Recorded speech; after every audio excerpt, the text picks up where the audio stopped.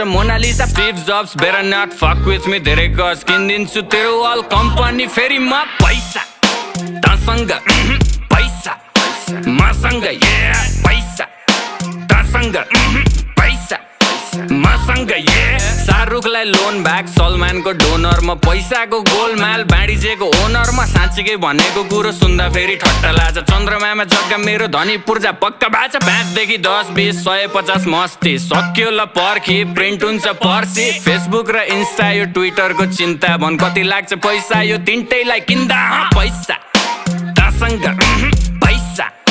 मसँग पैसा तसँग